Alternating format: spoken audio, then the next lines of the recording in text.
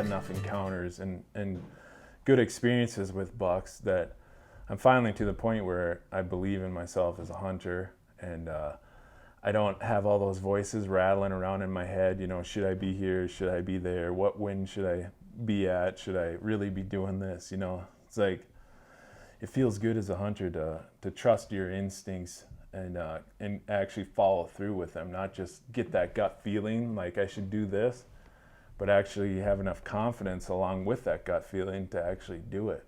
And we were talking earlier about when I shot that buck in Canada. I got to that rock ledge, following this buck's track up the ridge where I originally wanted to go anyway, and I cut this big track going up this ridge, and I come to this probably 5 or 6 foot rock wall, and I know he's gone to the left or gone to the right, and I kind of want to turn back, because that's what I've always done as a hunter, is just turn back, play it safe. I don't want to kick that buck up. I don't want him to know that I'm here, and there was just a voice in my head that morning, that said, get up on that rock, pull yourself over that ledge.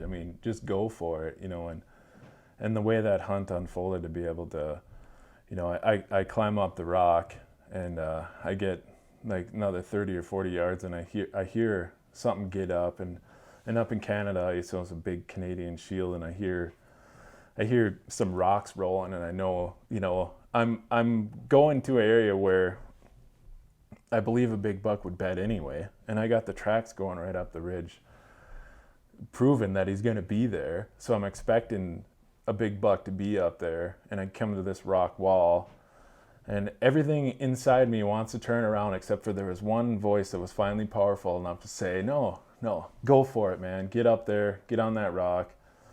I pull myself up, I walk another 30 or 40 yards, and I get kind of in the middle of this rock face, and I hear an animal get up and hear some rocks rolling, and I'm just kind of standing there thinking, wow, I wonder, I'm pretty sure it's a buck, a deer, I'm pretty sure it's a buck, and I'm pretty sure it's a big buck, and then it probably gets 50 yards from where it originally started running, and I hear a couple snorts, and now I know I can tell it's a buck, and probably a big buck. So instead of getting dejected about that, using the positive frame of mind, it's like, well, there's nothing I can do about him knowing that I'm here, So I just eased up a few yards where I could watch a little bit more of an opening, and I pulled out my Illusions extinguisher grunt call, and I grunted a few times like I was a younger buck.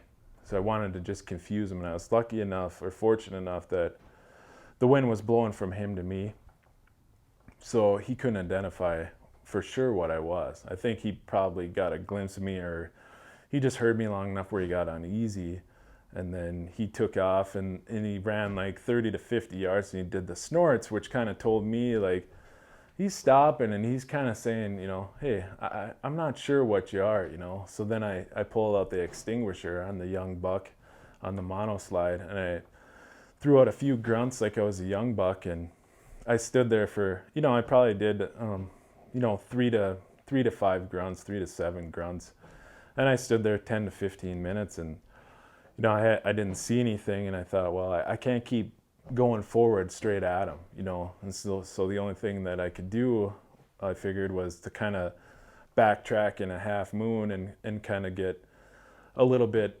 above him. So I remember walking back to where I was when he originally got up out of his bed, and I looked over, and I could see like a small little rock ledge that I could move over to about 80 yards away and stand up on the rock, and I wasn't rushing over there, but I was moving over there. I wanted to get over there, and each time that I would break a stick or roll a rock, I'd just grunt with the extinguisher like I was another buck, like I was that young buck. And I got over to my destination, that rock that was probably about 80 yards away from that rock wall that I had scaled up.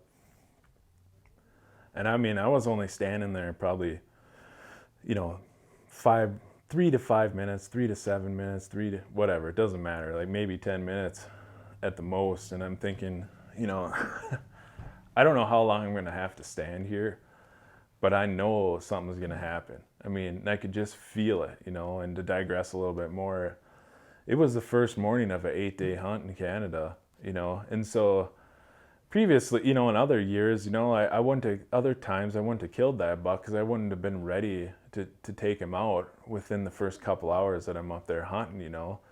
But that day, it's like, you know, I know there's bucks in here, and I'm expecting to bump into one, you know. So driving down in there that day, then you unload the four-wheelers and you drive them a little bit farther, and then you're walking in. Like the whole time I'm like working on my mind. I'm thinking, you know, let's stay positive no matter what happens, and that's constantly, continuously, every given second, you know, be ready to make the good shot when the opportunity happens. And I guess I can't say I fully expected it to happen, but I was fully ready for it, you know. And it didn't surprise me when it happened, you know. So to get back to the story, when I was standing up on that rock, kind of in a 80-yard half moon from where I was originally standing when I kicked him up, I'm standing there thinking, I mean, I don't know how long I'm gonna have to stand here, but I know something's gonna happen. And I must have heard like a rock roll or a little bit of brush crack or something, because the next thing you know, I have my gun like 3/4 of the way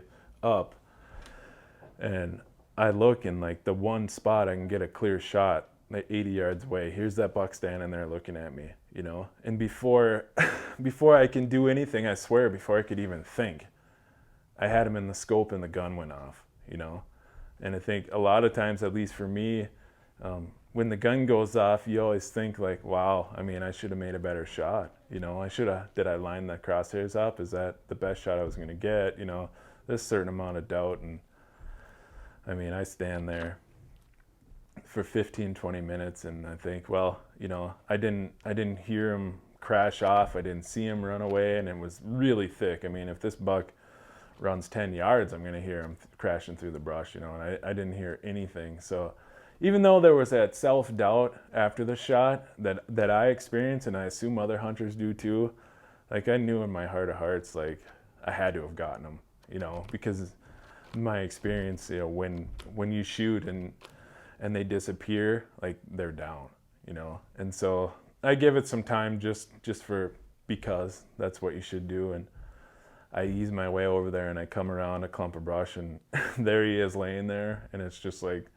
you know, it's surreal. It was like a mission to see it through. I mean, I've been going up to Canada. I think that was the 6th year. And I think when people think about hunting Canada, you know, they fall back, you know, they see in their mind where a guy's sitting in a heated blind and he's seeing alfalfa bales of hay, and the guys are in white camo, and these big bucks, these chocolate horn bucks are walking out, and they're like, no, he's only 150. That's not big enough, you know. But where I hunt, at least up there, you know, it's a wild bush logging country. There's huge bucks up there. I've gotten them on camera. That's kept me from shooting, you know, the 130s, the 140s. I've seen a couple of them. It's not like I can really score them when they're out there 200 yards walking, you know. But I've passed up big bucks. What I thought were nice bucks, what are in my mind are the 130s and 140s, because I had, you know, the 160s and 180s on camera, and that's part of the deal up there hunting when you're trying to shoot a big trophy, you know. But this year it was, I think key it was the positive mindset, you know, and being ready and trusting yourself, and the maturity that I feel like I'm at as a hunter, you know, and to get to that rock wall and to go for it, you know, and to not turn around and not play it safe, you know, to get out of your comfort zone, and then it all leads to, you know, to actually having even more confidence in yourself and to trust in yourself. So I think as a hunt, to see it through after that and to get a buck in Canada for the wall, I mean, I really couldn't be happier. Obviously, everyone wants to shoot a Boone and Crockett buck, I think, that goes big buck hunting, but I didn't have 140-inch plus hanging on the wall, you know, so it came together. It was awesome.